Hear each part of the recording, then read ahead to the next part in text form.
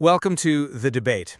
You know, when you stand in the nave of a massive medieval cathedral, your eye is immediately drawn upward to the totality of it. Right. The vaulted ceilings, the sweeping arches. Exactly. The sheer overwhelming scale of the architecture. It feels like one single inevitable entity. It really does. I mean, the structure completely dominates your perception. You don't look at a cathedral and see a pile of rocks. Right. You see a unified vision that, commands the space it occupies. But if you walk right up to the wall, that monolithic structure dissolves. You begin to see thousands of individual distinct stones. And you realize the cathedral doesn't actually exist without the distinct boundaries, the specific placement, and the structural integrity of every single block. Though you could argue the individual block has absolutely no intrinsic meaning sitting alone in the quarry. Well, It only achieves its ultimate purpose when it is bound by mortar into the larger, predetermined design. And that tension between the distinct individual stone and the grand architecture of the whole is the exact battleground of our debate today. We are looking at ancient biblical texts to answer a very modern question. A very big question. Exactly. Is humanity just a collection of radically free individuals, or are we inescapably bound to a collective destiny? Specifically, we are exploring this through the work of Marie-Noël Thibaut, a highly prominent biblical commentator. Right. And we're focusing on how her work is being curated and framed today by the blogger Thierry Jallas. And context here is everything, I think. Jallas is applying a very specific philosophical lens to Thibaut's theological text. He is explicitly reading her commentary through the framework of classical liberal philosophy. Right, which we should define. Yes, to be clear, we aren't talking about modern partisan politics here. In this context, liberal philosophy refers to the classical idea that individual liberty, personal agency, and self-determination are the highest possible goods. Exactly. And looking at Jallas's notes, it's honestly hard not to read this material as a massive endorsement of individual free will. So my position today is that this text fundamentally elevates individual liberty as the paramount mechanism of the divine project.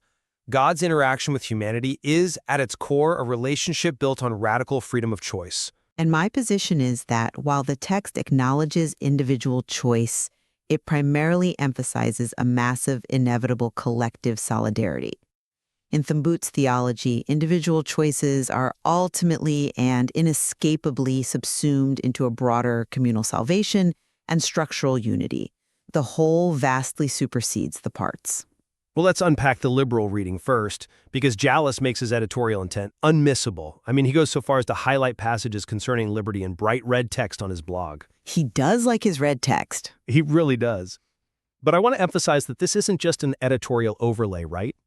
It is supported by the bedrock of Thibaut's own theological analysis. When you look at her commentary on the first letter of Peter, chapter 2, she explicitly states that giving one's faith and refusing to believe are strictly free acts. Sure, but She writes unequivocally that the liberating God can only respect our freedom. you have to look at what that freedom is serving. Well, let's look at it. There is no divine coercion here. In her commentary on Psalm 32, she argues that God's word calls individuals to freedom across every era of history. But crucially, she explains how this actually works. She notes that it is the human arm that must actively conquer freedom from idolatry and slavery. God empowers, yes, but the individual must act. The entire framework of the text rests on the premise that true spiritual and moral progression is an aggregation of radically free, self-determining individuals making continuous, uncoerced choices. I just come at it from a completely different way. While individual choice is certainly mentioned in the text, it is entirely enveloped by inescapable collective frameworks. You cannot read Thibaut's commentary without seeing the overwhelming emphasis on the whole over the part. I think you can. Well, look at that same commentary on 1 Peter 2. She notes that believers are fundamentally components of a larger architecture. They are built into a spiritual dwelling. They become a holy nation and a chosen race. Think about those terms. They're metaphors. They are massive, plural, collective nouns. They are collective, yes, but they are made of individuals. True, but the individual is naturalized into a new totalizing nationality. And frankly, the absolute strongest evidence from my position comes from her reading of the Gospel of John, chapter 14. Okay. There, but explicitly rejects a narrow, individualistic interpretation of Christ's famous statement, I am the way. Instead, she describes the mystery of our solidarity. She quotes St. Augustine to assert that the total Christ is all of humanity. Right. In this text, individual freedom isn't the ultimate end. It is merely a localized, almost bureaucratic mechanism serving a preordained, inescapable collective unity. The individual is swept up in something far larger than their own personal autonomy. Okay, let's hold on that concept of the total Christ for a moment. Because before we can argue the implications of humanity being swept up into something, we need to understand the fundamental mechanics of how a person gets there in the first place. Sure. This brings us back to her commentary on 1 Peter 2 and the concept of the living stones. I think this completely undermines the idea of a preordained, inescapable unity. How so? The metaphor is literally about building a single unified wall. Because of how the divine architect works. As Thabit frames it, the divine project is like an open construction site. But unlike a human architect who simply chisels a lifeless, dead rock and forces it into a wall with mortar, this divine architect works with living stones. Right. The mechanics here are vital. This implies that the stones must voluntarily choose to integrate into the spiritual house. If the integration were forced, if the stones had no agency, it would completely compromise the structural integrity of the spiritual house itself. I'm sorry, but I just don't buy that. Let me tell you why. Go ahead. You are isolating the phrase respect our freedom while ignoring the structural inevitability explicitly stated in the very same passage. Thalbert notes that for those who refuse the cornerstone, they stumble, and that is what was destined to happen to them. Destined is a strong translation there. You can soften the word predestination all you want to fit Jallis's liberal framework, but the text explicitly uses the language of destiny. But she insists they stumble as a direct consequence of their own free refusal of the word. It is not by God's arbitrary, preordained decree. Even if the refusal is a choice, look at the ultimate goal Thalbert is outlining. The goal is the completed spiritual dwelling, the holy nation. An individual brick, no matter how living or free it supposedly is, has absolutely zero purpose outside of its mandated role in the collective structure. I mean, If you are a stone, your entire existential purpose is to be part of a wall. To say that the text elevates individual liberty to the paramount position ignores the fact that the freedom only exists so that the individual can surrender it. You surrender your autonomy to become a tiny fraction of a massive totalizing edifice. The agency is an illusion of scale. The architecture is the reality. wait, let me make sure I understand this. Are you arguing that the capacity to choose is meaningless if the only valid choice is integration? Because I don't think that tracks. I'm saying the end goal defines the value of the choice. But a choice does not cease to be a free choice simply because it results in joining a larger community. The fact that the stones are living means they retain their dynamic, individual nature even within the wall. God allows the project to be sabotaged by human freedom. Sabotaged? Yes, the builders who reject the cornerstone actually disrupt the process. If the collective architecture was truly preordained and inevitable in the deterministic way you suggest, human beings couldn't sabotage it.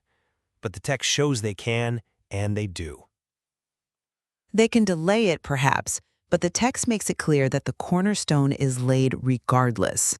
The project continues. The destiny of the building is secure, even if a few stones refuse to participate. But look, if we really want to understand the limits of this supposed power to sabotage the divine plan, we have to move past the metaphor of stones. Okay. We have to look at the profound metaphysical claims Thummelitz makes about human destiny in the Psalms and the Gospel of John. I see why you think that the architecture metaphor diminishes the individual, but let me give you a different perspective using Psalm 32, because this is where we see how that power to act actually functions on a human level. Let's hear it. The but highlights that the ultimate narrative of the Judeo-Christian text is liberation from slavery, specifically referencing the Exodus, and she says something fascinating about the mechanics of this liberation. You're referring to the action of the human arm? Exactly. She writes that at every epoch of history, the Word of God calls the people to freedom, but it is the force of God which acts the arm of man to conquer his freedom. Right. God provides the power, yes, but it is the individual's arm that must swing the sword, break the chains, and physically walk out of Egypt. The empowerment is deeply personal. True solidarity, in the liberal philosophical framework that Gellis is highlighting, is only valid when it is an aggregation of radically free, self-determining individuals who have actively conquered their moral and physical slavery. It's an active, personal victory, not a passive collective drift. That is a highly romanticized, hyper-individualistic reading, and frankly, it completely collapses when you read her commentary on John 14. I wouldn't say it collapses. You want to talk about mechanics? Let's look at the mechanics of salvation in John. Jesus says, "No one goes to the Father without passing through me." The but takes that famous line, which is, traditionally read as an individual mandate like, "I must choose to follow Christ," and she entirely flips it. She says, and I quote, "Christ does not go to the Father without us." Okay, hold on. That's a massive theological pivot. Let's make sure we are grasping the weight of that. When she says Christ does not go without us, does she literally mean the divine is fundamentally tethered to humanity, that he is somehow incomplete without us? That is exactly what she is saying, and she uses St. Augustine to back it up.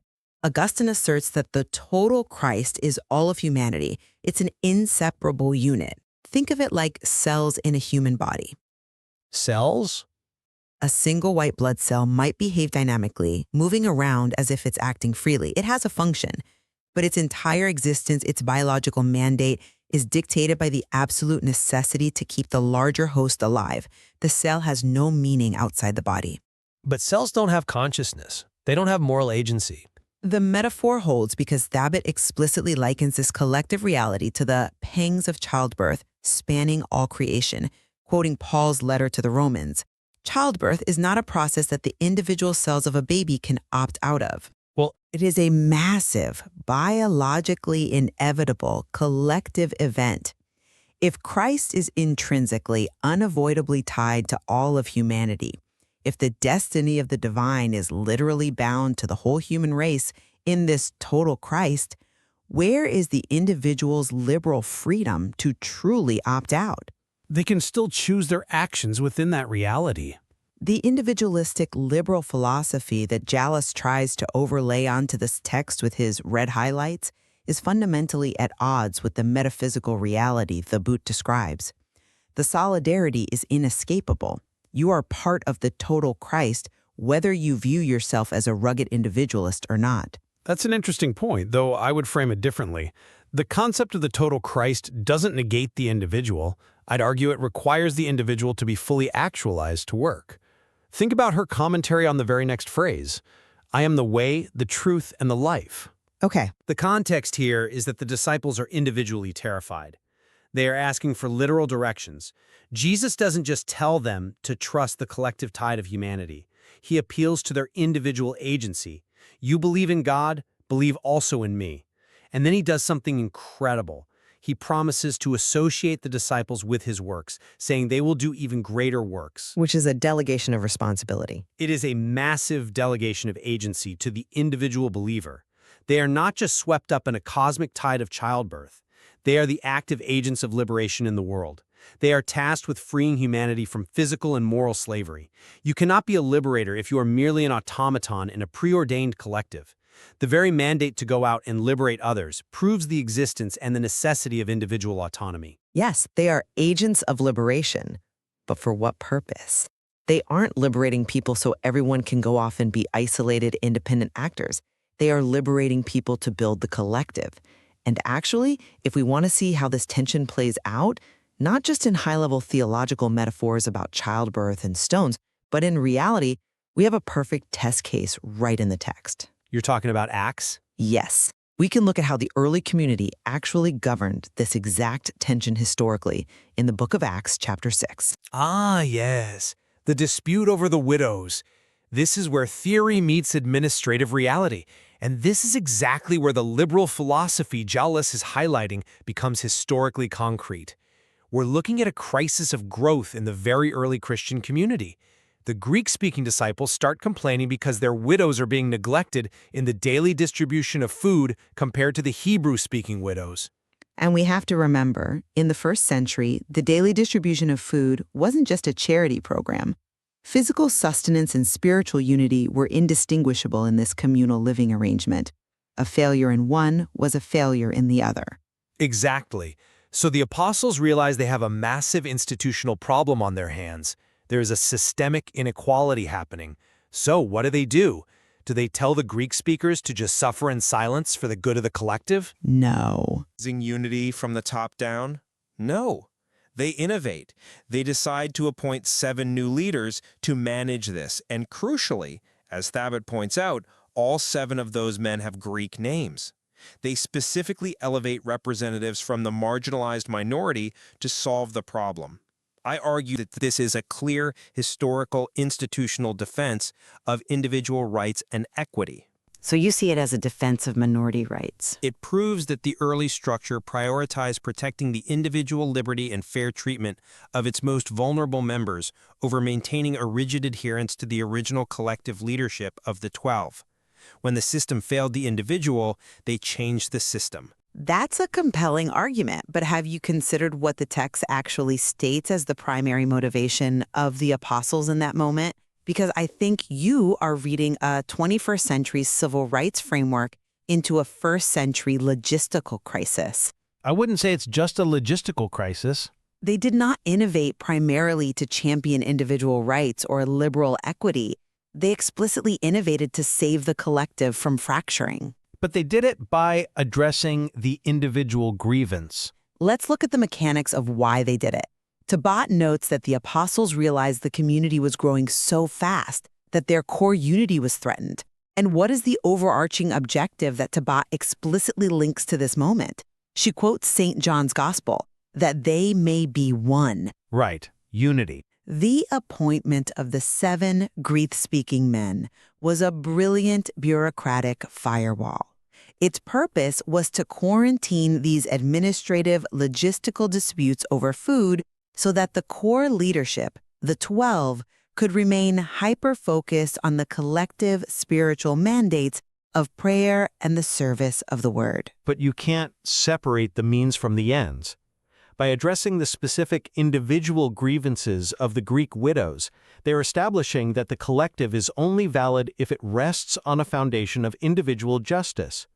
If the collective was truly supreme in a totalizing way, the apostles could have simply demanded obedience to the Hebrew majority for the sake of unity. They could have, but that would cause a schism. Exactly. They could have said, "Stop complaining, you are hurting the body of Christ." But they didn't. They altered the structure of the institution to accommodate the specific individual needs of the minority. Thabut calls this knowing how to innovate in fidelity to the objective. The objective is unity, yes, but it is a unity achieved through respecting the diverse individual parts. As she notes, an acceptance of diversities is a challenge for any growing community. The collective must bend to serve the individual, not the other way around. I think you have that exactly backward. The individual is accommodated precisely so the collective doesn't shatter. Thabit writes that separation is certainly not the best solution. The absolute priority is avoiding schism. The problem with viewing this through Jaulas's modern liberal philosophy lens is that you are projecting 18th century Enlightenment values where the individual is the center of the universe onto a first century communal mindset. I don't think it's projecting. When the apostles say it is not right for us to neglect the word of God to wait on tables, they are asserting a strict hierarchy of needs. They are delegating. They are protecting the spiritual nourishment of the entire community. The word supersedes the logistical complaints of specific individuals. The 7 deacons are appointed to handle the logistics precisely so the collective spiritual mission isn't derailed by individual squabbles. The individual is managed so the whole can thrive. Managed, but importantly, satisfied. Look at the outcome in the text. It says, These words pleased the whole multitude. The institution required the consent of the governed, to use a liberal phrase.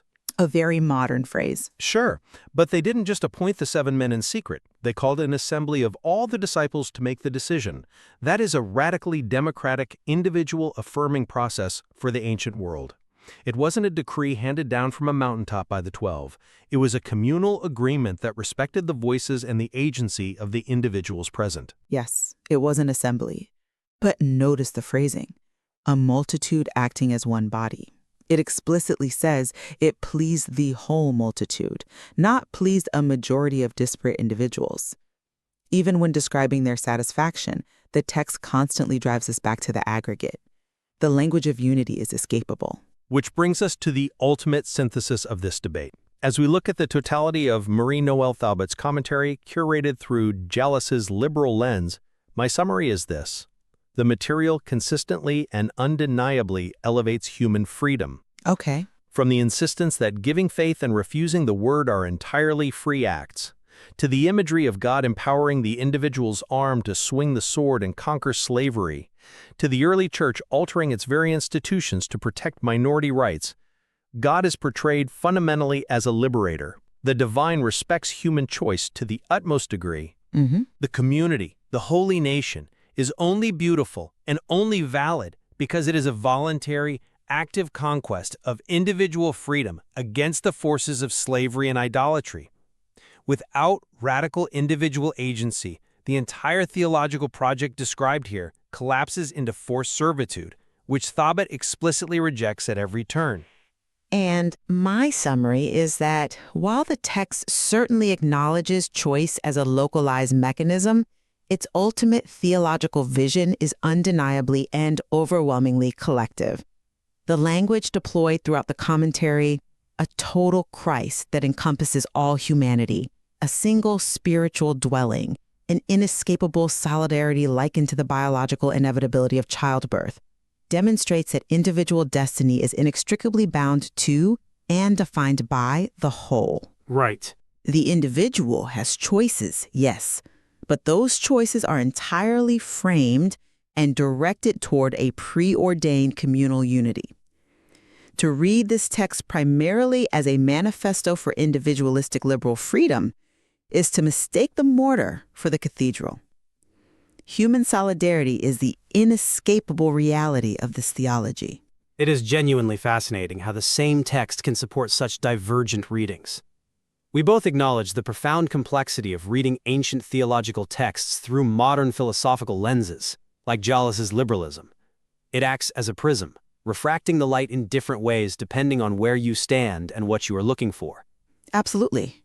And despite our deep disagreement on whether individual liberty is the ultimate end of the story or merely a localized means to a collective destiny, there is a very strong point of convergence here. I think so too. We both agree that this text views human action as deeply historically meaningful. Whether you are swinging your arm to break the chains of slavery as an individual or acting as a living stone supporting a grand spiritual architecture as part of a collective, what human beings do in this text matters profoundly to the divine project. It does matter.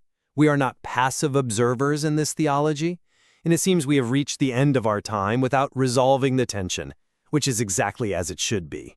The source material curated by Jallis offers many more layers to explore regarding the nature of freedom, faith, and human organization. We will leave it to our listeners to evaluate the balance of individual agency and collective solidarity for themselves. No definitive winner here today, just a much deeper appreciation for the mechanics of the text. Indeed, it forces you to pause and really rethink your own assumptions about how we relate to the whole. So, the next time you stand before a towering cathedral, looking up at that massive, unified architecture, perhaps you'll ask yourself, are you simply marveling at the inevitable weight of the whole, or are you witnessing the miraculous, voluntary collaboration of a million free and living stones? Thank you for listening.